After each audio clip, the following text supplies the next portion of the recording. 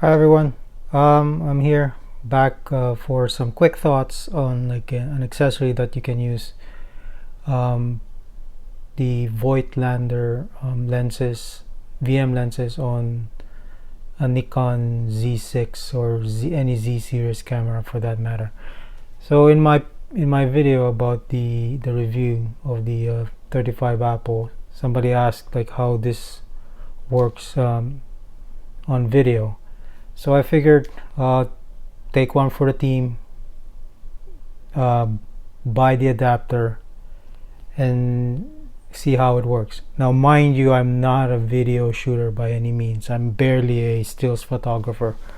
So my thoughts on it, take it at face value, I suppose.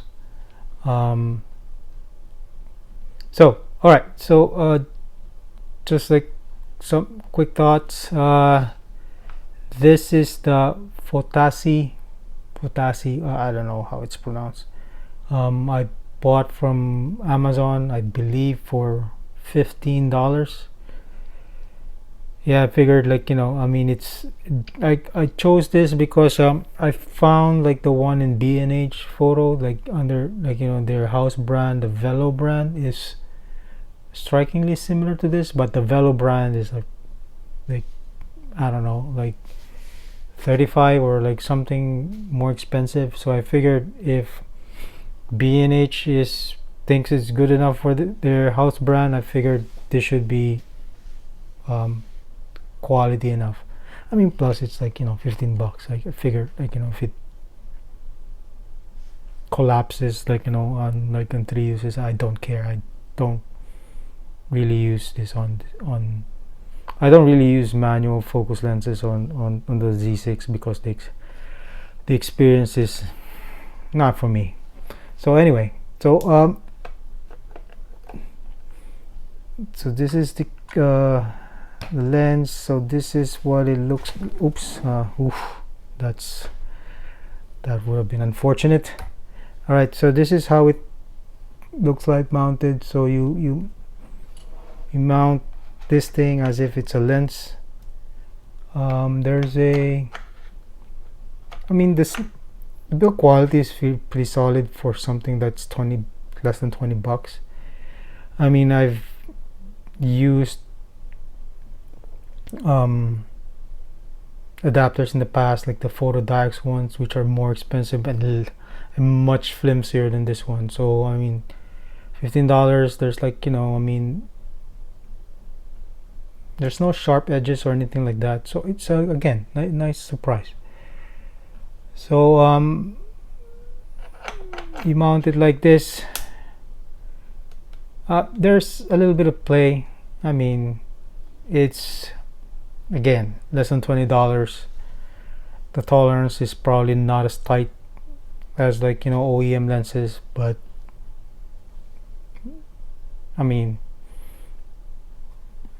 we shouldn't really complain about that. So once you put it on, and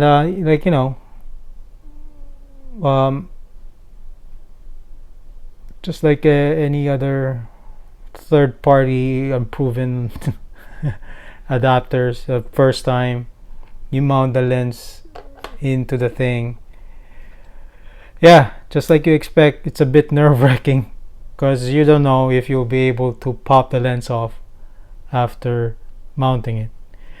But again, fortunately with this one, it's not like it was, there's a bit of tightness obviously, but after a few mounting and dismounting, it gets easier, and you have that satisfying click, so you'll know that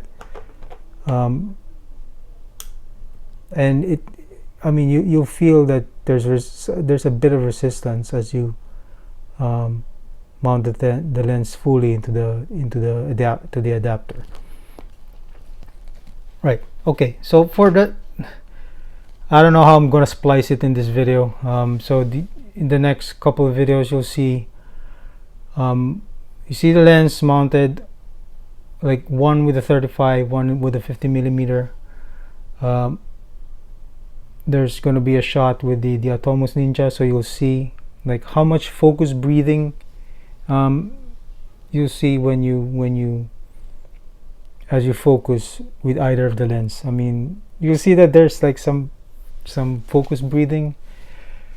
So it's up to you how much that's going to affect you and on the way you shoot with the video, shoot with this lens on video.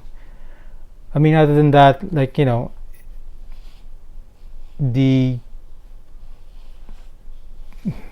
with especially like the 35, right? With the 35, mounting it on a mirrorless camera will allow you to, since you're doing live view, you'll be able to focus down to 0.5 of a, like half of a meter. Unlike with the like I am, your minimum focusing distance is bound to, like, you know, the limits of the rangefinder, which is 0.7 of a meter. And just like any other lenses, like, you know, manual lenses, not really designed for video. I mean, the T-stops will be questionable at best, like, you know, especially with this particular lenses, both the 35 and 50 wide open. It's f2 on a stills camera, but, like, you know, the T-stop is probably way darker than that. So I did not test. I have no means to test those claims. I'm seeing it just by doing some test videos and like looking through the viewfinder, and you'll see that, like, you know, it's more apparent, it's more obvious when doing video that the, you know, Voigtlander kind of lied about the, like, you know, light transmission of their lenses. So yeah, there you go. For any questions or whatever, like, you know, leave in the comments below, and I'll try to answer them as accurately as the best that I could. Thank you.